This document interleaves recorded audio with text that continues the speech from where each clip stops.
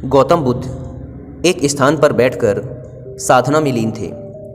कुछ देर के पश्चात उन्होंने अपनी आंखें खोली तो अपने प्रिय शिष्यों को अपने सामने पाया। सभी शिष्य गौतम बुद्ध से कुछ जानने के लिए आतुर थे।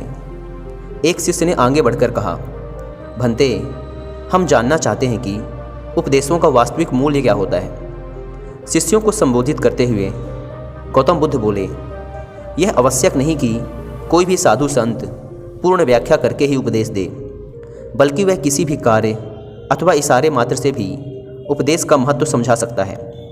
इसी विषय में मैं तुम्हें एक कहानी सुनाता हूँ, ध्यान से सुनो। किसी नगर में एक सेठ रहता था। उसके पास अपार धन संपदा थी। उसका व्यापार दूर दूर तक फैला हुआ था। एक दिन एक साधु उसके दरवाजे पर भिक्षा मांगने के लिए आया। सेठ ने उसे भिक्षा दे दी। भिक्षा लेकर वह साधु जाने लगा तो सेठ ने उसे रोककर कहा, महाराज, मुझे कुछ उपदेश तो देते जाइए। साधु ने उसकी ओर देखा और बोला, हफ्ते भर बाद आज ही के दिन फिर आऊँगा, तब उपदेश दूंगा। अपने वादे के अनुसार अगले हफ्ते साधु फिर आया। सेठ तो उसकी राह ही देख रहा था। उसने उसे देने के लिए तरह तरह के पकवान तैयार करवा रखे थे। साधु ने उसके आगे अपना कमंडल कर दिया, लेकिन सेठ जैसे ही उसमें कुछ पकवान डालने को हुआ कि उसका हाथ वहीं का वहीं रुक गया। बोला, स्वामी जी, इसमें तो कूड़ा करकट है।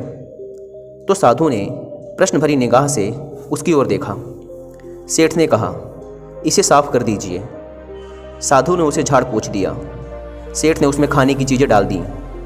भिक्षा लेकर साधु जाने लगा तो सेठ ने कहा, महाराज, आप तो जा रहे हैं, क्या भूल गए कि आज आपने मुझे उपदेश देने का वचन दिया था। साधु बोला, अरे, क्या तुम्हें उपदेश नहीं मिला? तो सुनो, मेरे कमंडल में जब गंदगी थी तो तुमने उसमें खाने की चीज़ें नहीं डाली, उसे साफ करा दिया।